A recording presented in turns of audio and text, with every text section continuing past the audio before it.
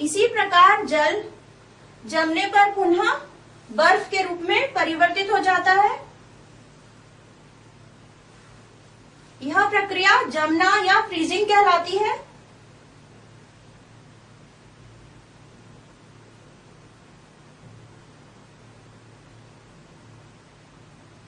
यह एक दूसरे के विपरीत प्रक्रम है,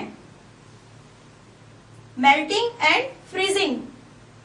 बर्फ पिघलकर जल बनता है और जल पुनः जमकर ठोस रूप में परिवर्तित हो जाता है। इसी प्रकार जल गर्म होने पर वाष्प में परिवर्तित होता है। गर्म होने पर वाष्प में परिवर्तित होता है। यह प्रक्रिया वाष्पन या इवेपोरेशन कहलाती है।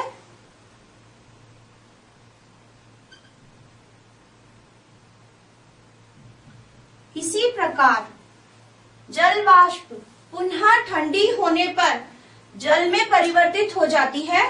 यह प्रक्रिया संघनन कहलाती है।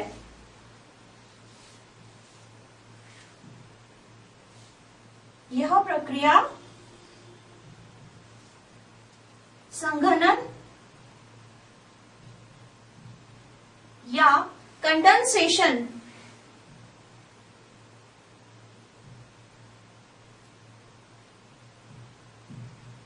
कहलाती है। और वाष्पन और संघनन भी एक दूसरे के विपरीत प्रक्रम है। जल गर्म होने पर वाष्प में परिवर्तित होता है, यह प्रक्रिया वाष्पन है। और जलवाष्प ठंडी होने पर पुनः जल में परिवर्तित हो जाती है, यह प्रक्रिया संघनन है। तो इस प्रकार जल भिन्न अवस्थाओं में परिवर्तित हो सकता है और इसे अब हम जल चक्र में भी देखेंगे किस प्रकार से जल की तीनों अवस्थाएं हमें जल चक्र में देखने को मिलती हैं।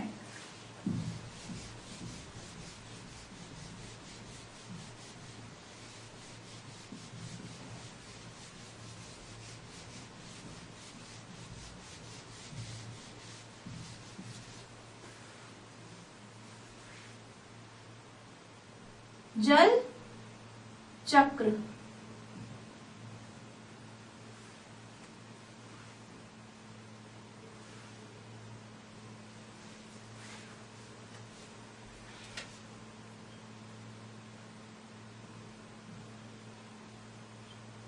ये पेड़ है। वाष्पोत्सर्जन की प्रक्रिया द्वारा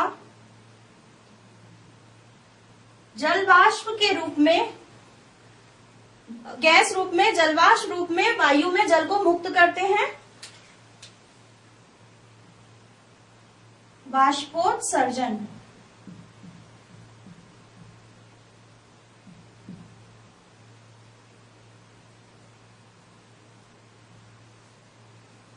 और ये नदी है। नदी से वाष्प के रूप में वाष्पन की प्रक्रिया द्वारा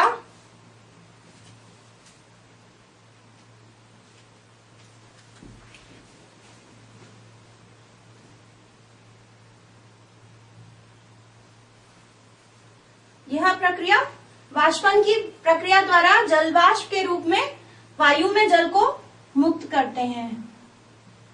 अब वाष्पन और वाष्पोत्सर्जन से जल वायु में जाता है और ऊपर जाने पर वायु ठंडी हो जाती है और ठंडी वायु के संपर्क में आने पर जलवाष्प जल की बूंदों में परिवर्तित हो जाती है। यह प्रक्रिया संघनन कहलाती है और इस प्रक्रिया द्वारा बादल निर्मित होते हैं।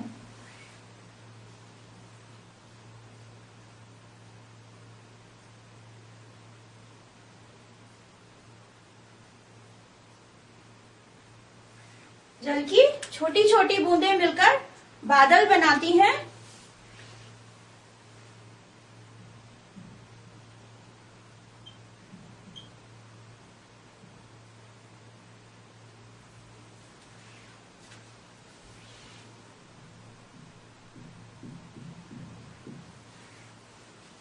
और